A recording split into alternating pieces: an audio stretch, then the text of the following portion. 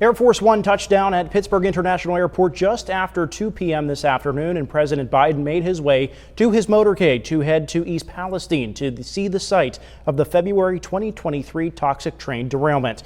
Thank you for joining us on News 9 Live at 5. I'm Dylan Cleland. President Joe Biden's trip to East Palestine comes 378 days after the derailment, and while some welcome the president, others say his trip was too late. We have team coverage tonight, and anchoring it from East Palestine is our Jamie Baker. She was there when the president arrived, and he spoke just moments ago. Jamie.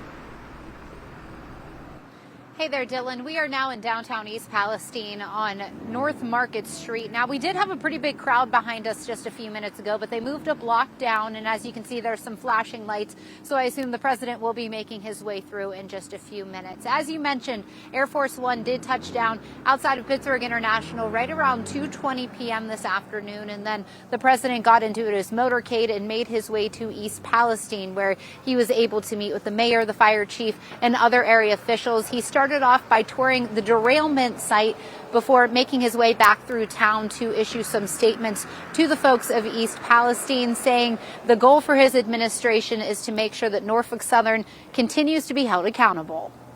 We're not going home no matter what till this job is done, and it's not done yet. There's a lot more to do. The vast majority has been done, but we're going to stay to the very end. Every need is met. And we continue to hold Norfolk Southern accountable, make sure they make your community whole now and in the future. And what they do not make whole, what they cannot make whole, what isn't made, the government will make whole. We have an obligation. We have an obligation. I can already see this derailment won't define you. It just, it defines you in a different way. Your courage, your resilience to this community, and the compassion that you've shown for all your fellow citizens. And while Biden got here around 4 o'clock, people have been outlining the streets of East Palestine since early this morning, some in opposition of the visit and some for the visit. News 9's Chloe Mezagaitis was out here all morning. She has more on some of the reactions.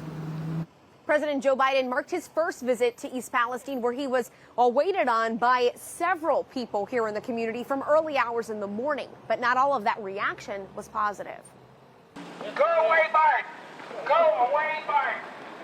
People from all over gathering from near and far asking the same question. Why did it take you a year to get here? Some, like resident Peggy Caratelli, say the effort to visiting the healing town is too little, too late.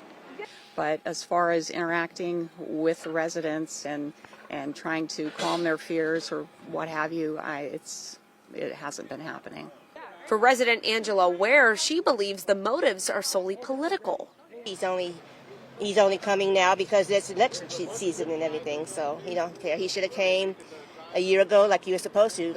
But not all the residents pushed back on the visit. William Smiley Hugar lives minutes from the site and says he's been waiting to see this happen. For him to acknowledge us finally on a big scale, get this whole problem probably solved quicker. Hugar said he wanted to see Biden visit the tracks where it all happened. Go out to the site and visit it. See what it's like out there.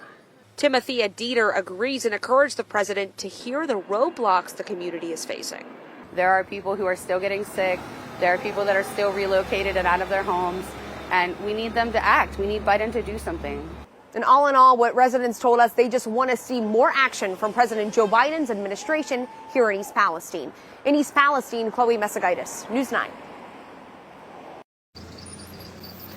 Chloe, thank you. The president is scheduled to wrap up his trip here in the next hour and a half. He's expected to leave from Pittsburgh International to head back to Delaware, his home state, for the remainder of the weekend. We will have much more coverage of this big day in East Palestine coming up at 5:30 and 6. But for now, live in East Palestine, I'm Jamie Baker, News 9 Live at 5.